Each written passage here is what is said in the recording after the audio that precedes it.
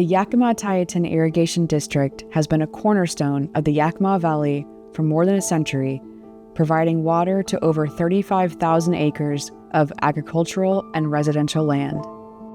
This canal system not only supports a $700 million annual crop revenue, but also plays a critical role in fire suppression, public safety, and our local economy. Last year, the Rimrock Retreat Fire, fueled by strong, shifting winds, forced Level 3 evacuations, closed Highway 12, and left a lasting impact on the landscape.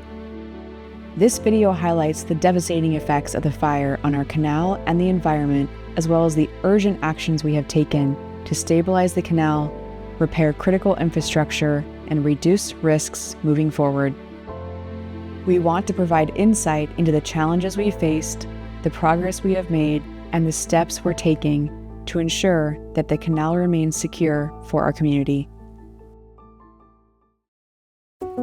This canal starts at our diversion dam upriver, and it's a 12-mile long canal that consists of 9 miles of open canal and 3 miles of tunnels.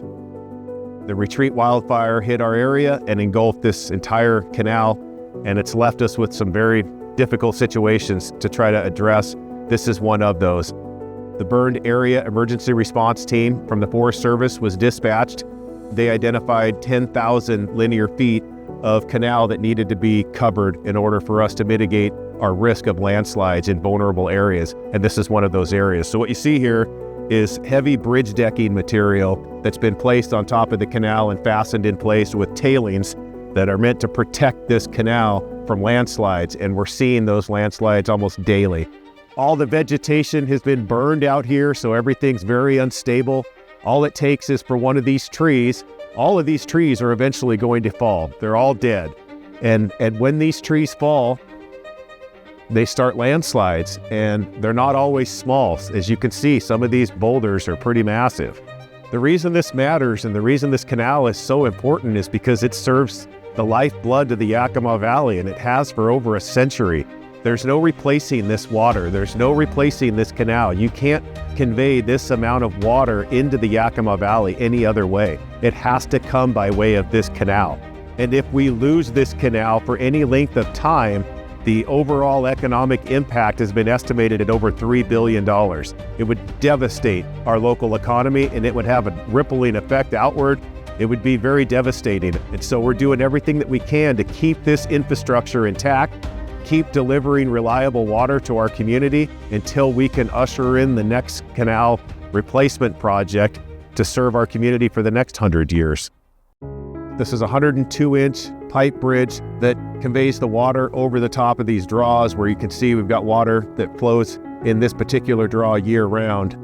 Before we came in here and excavated all this, there was very little clearance underneath. And the Bear team and the DNR team looked at this area and told us that we need to be expecting up to 50 times the amount of water and debris coming through these draws. And based on their hydrology reports, there was nowhere close to enough clearance underneath of this pipe bridge to allow that kind of water flow to come through. And the risk was, if you get logs that are crossed up on the back side of this, or you get boulders and debris, there's tremendous hydraulic pressure that could blow this pipe bridge right out of here. These are critically important because they're not easy to secure. It takes a long time to get one of these. It takes a long time to put one in. And so if we do have a failure with one of these pipe bridges, we want to make sure that we have one on hand so that we're not waiting for 2 or 3 months while the community's without water. Another project that the district has taken on after the wildfire is installing a canal monitoring system from Rubicon. We've installed 6 different flow stations along the 12-mile canal to monitor the canal in the event that we have an impact from a boulder or a tree where we sustain significant damage to the canal. Installing these flow stations will help us shorten the time, our response time, of getting eyes on the canal when we suspect that we've had something impact the canal and we've got, an emergency situation. I think that the people who built this canal over a century ago, the sense of pride that they would have to see that this system is still conveying water to the Yakima Valley, but I think they would be equally frustrated in trying to figure out what is taking us so long to replace this. We've built this infrastructure over a century ago, and it wasn't meant to last forever. It stood the test of time. But right now, it's with all of these, with the impacts from this wildfire, it's just really heightened our awareness of where this water comes from, how important it is, how it plays a role in so much of what we do. It's not just agriculture, it's not just residential, it's fire suppression, it's everything that we do. I mean, water is life, and our community wouldn't be where it is today. The economic vibrance that from this agricultural hub of Yakima wouldn't look like it does today if it weren't for this canal. The impacts from this wildfire were just devastating this year. It was something that we had never experienced before. We were in uncharted waters. No one knew what to expect. We didn't know what was going to happen next. We didn't know how we were going to respond. Thankfully, DNR dispatched their post-fire recovery coordinator. Between him and some other stakeholders, they helped us set up a team that consisted of so many people from the county to elected officials to other folks from other agencies. Everybody circled around the district and really helped us understand where we were going, what we needed to do, and everybody else was in unfamiliar waters as well. And so we just kind of figured it out as we went. And it was very stressful, but we had a lot of support, just tremendous support from other stakeholders. And the community was very patient and understanding. It was very important for us to engage with the community and update them and help them understand what we were up against. And we can't thank our water users and the community and everybody who supported us enough. We're so grateful for the support that we had. While we've made significant progress since the fire, much work remains.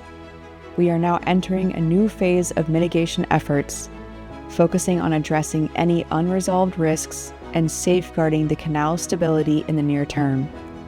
At the same time, we are looking ahead to the future, collaborating with our engineering team to develop a detailed plan for replacing this century-old infrastructure.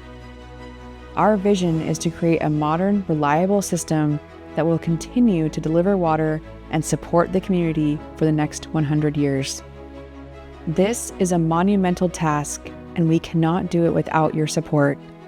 Thank you for standing with us as we rebuild, adapt, and work toward a stronger, more resilient Yakima-Tieton Irrigation District.